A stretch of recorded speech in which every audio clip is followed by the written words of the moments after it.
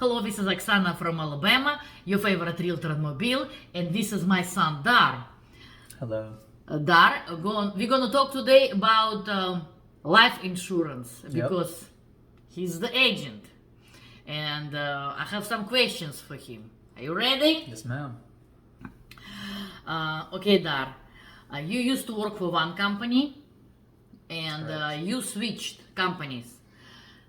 Please explain why did you do that? Yes, so I did work at another company, and I did switch companies. And while I learned a lot over there, the reason I switched is because I felt truly limited.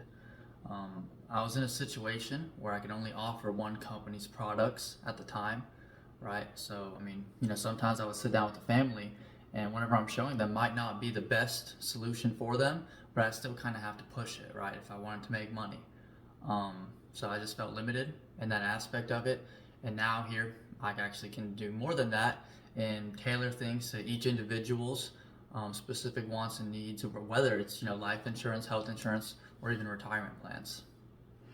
So I kind of understand that, but let's try subscribers understand as an example.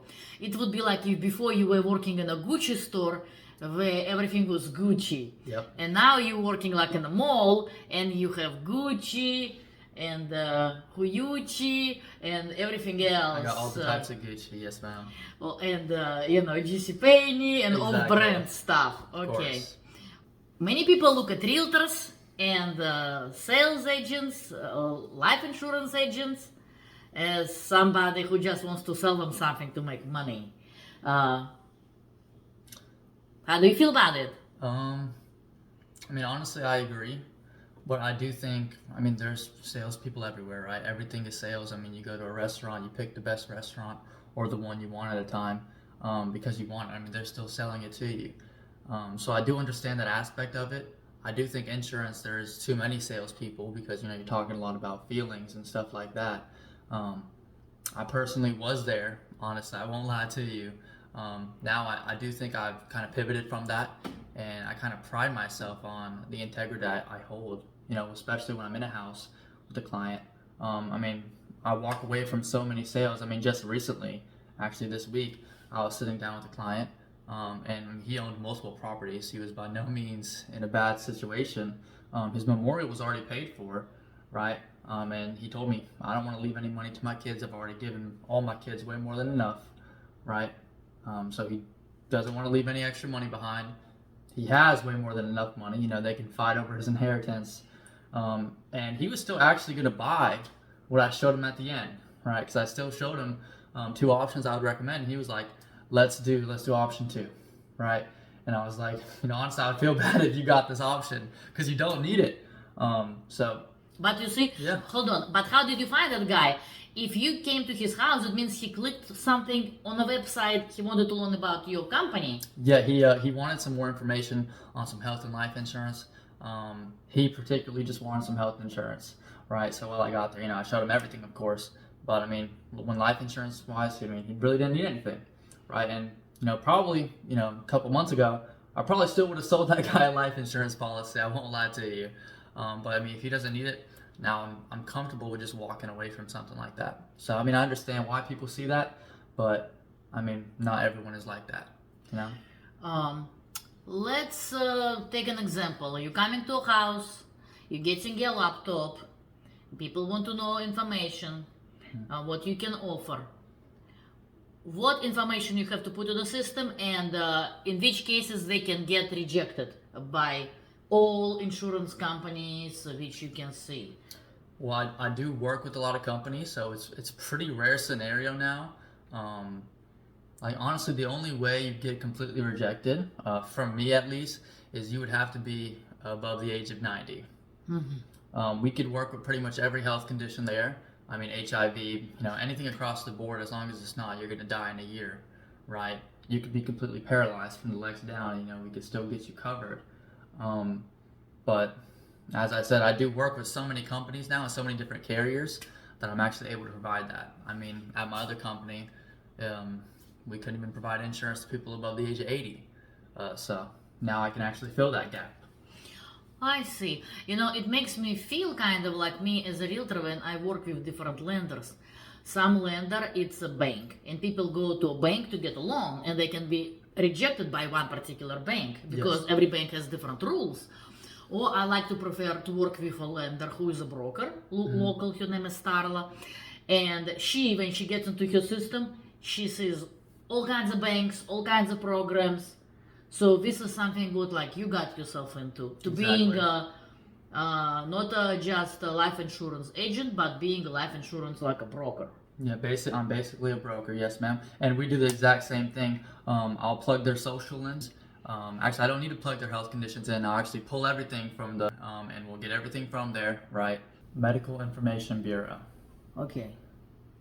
So it's basically where they have all your medical records, stuff like that. They can see what prescriptions you've taken. They can see if you stayed 1, 2, 3 nights in the hospital. Actually, sometimes I've had to call life insurance companies sometimes because they actually didn't remove that certain prescription that they stopped taking from the MIB. So we'd have to call, get everything fixed out, still get them approved, just work a little bit harder. Do you have to ask people if they smoke or not? Yes, ma'am. And there's, obviously there's certain companies that have smoker advantage plans. That's also how we're able to actually tailor things to their needs. So it's like, Yeah, okay. so basically all your medical history is there, when you're in a hospital, if you stayed there for 4 nights, 3 nights, 2 nights, right, which can change which coverage you can get, right, or if you smoke sometimes, stuff like that. So it has everything in there.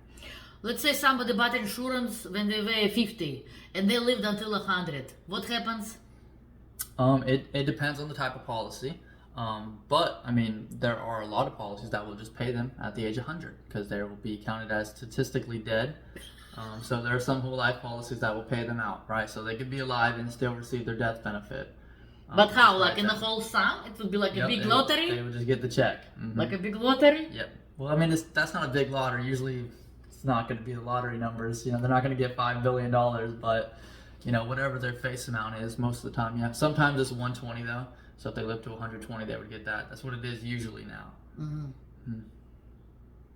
Who's gonna live until they're 120? Me, hopefully, and hopefully you as well. Oh, good.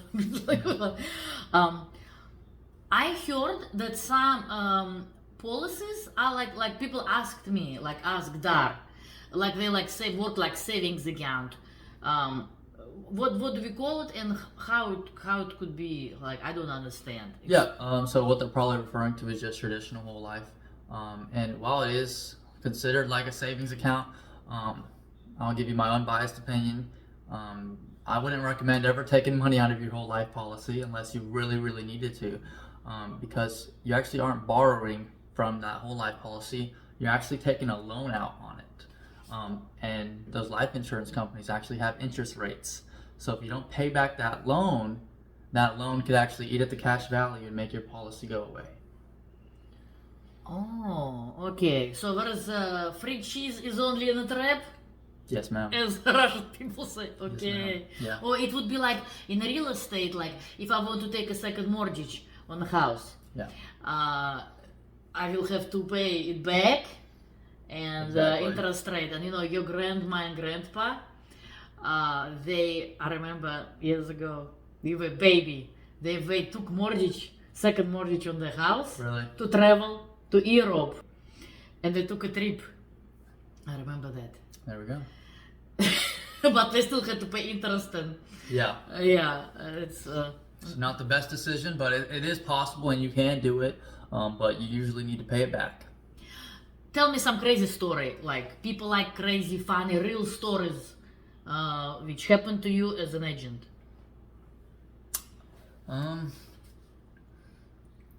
Did anybody try to do lap dance on you or pull a gun on you or? Oh yeah, I've had multiple guns pulled on me. Just for client confidentiality reasons, I won't say any embarrassing stories. But I have them all the time, right? I've had guns pulled on me. I can't go too in depth because I don't want to make anyone mad. But yeah, got a lot of crazy clients. Well, I think because some people are afraid, especially if they're lonely. If they live alone, they're afraid that somebody's out there to hurt them, you Yeah. know. So you have to, you know. Of course. Um, what's the best age to buy life insurance? Um, as young as possible. I mean, obviously you could get it whenever you want, but I mean that's gonna be harder to qualify, right? Especially if you have more medical conditions. And I mean that's probably usually the biggest misconception. Everyone wants to wait for it. They feel like they don't need it, right? But then usually it's actually too late, unfortunately. Or even if they want it, you know, they might not be able to qualify for some of it. Like let's say they can't walk and most companies won't take them, and they might think that they won't ever be able to get covered until they sit down with someone who actually has all those companies and stuff like that, you know. I heard something. I'm not sure if you sell it, but I heard some kind of like life insurance cancer policy. Did I say it right? Yeah, there's so basically it's just normal life insurance. So it's just whole life, right? The ones that it's kind of like a savings account, builds you that cash and loan value. However, it comes with a lot of free benefits. Some of them come with cancer riders. So if you get any type of terminal cancer, it's going to send you a check every week from your face amount, right, to cover your bills. Okay, and there's other ones that offer way more free benefits as well, which are usually what we try to provide. You know, we try to give everyone those free benefits that they're entitled to. Okay. Just out of curiosity, when you go to people's house, they usually know they tried to get information, and but how long you can spend at their house to get them on a policy because you have to explain them, put the information in. 1 hour, 3 hours. What was your longest and what was your shortest? On average, if everything, let's say it's someone who just wants to buy life insurance, they don't have any coverage, the presentation itself could take just 10 to 15 minutes, right? I can be done really quickly. I like to talk to people. So, I mean, on average, if I go to see someone, it's usually, you know, anywhere from 25 to 30 minutes, right? But if they already have a policy and I'm doing a policy review, right, making sure they have all the free benefits they're entitled to, sometimes actually just recently I probably was in the house for long. I got there at 10:40 in the morning, and I left their house at 2 o'clock in the evening.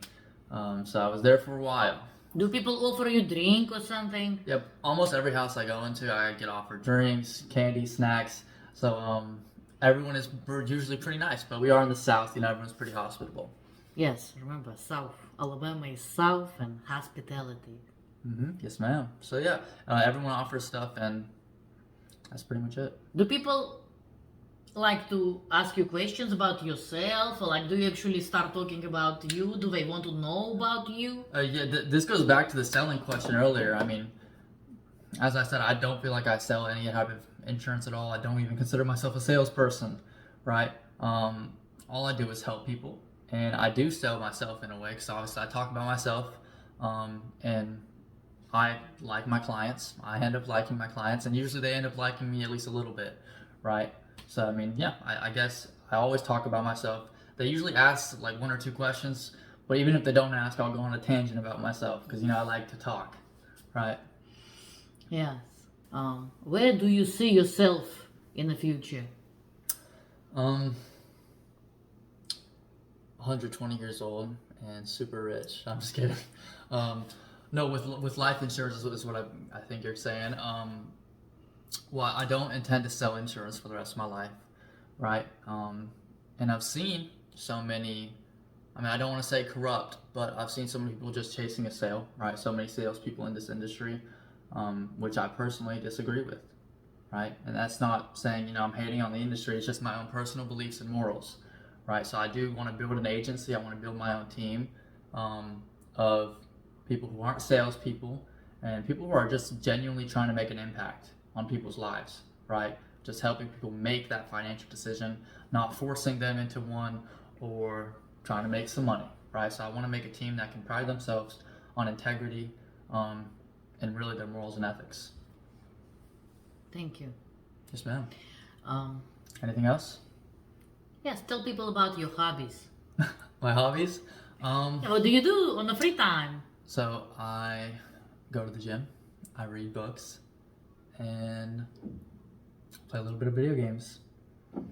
That sums me up really. No. And I play sports. I really do everything. I'm basically a master class around here. So yeah, I am a master class of everything. I change hobbies, like I change clothes. Right now we're playing pickleball pretty much every weekend.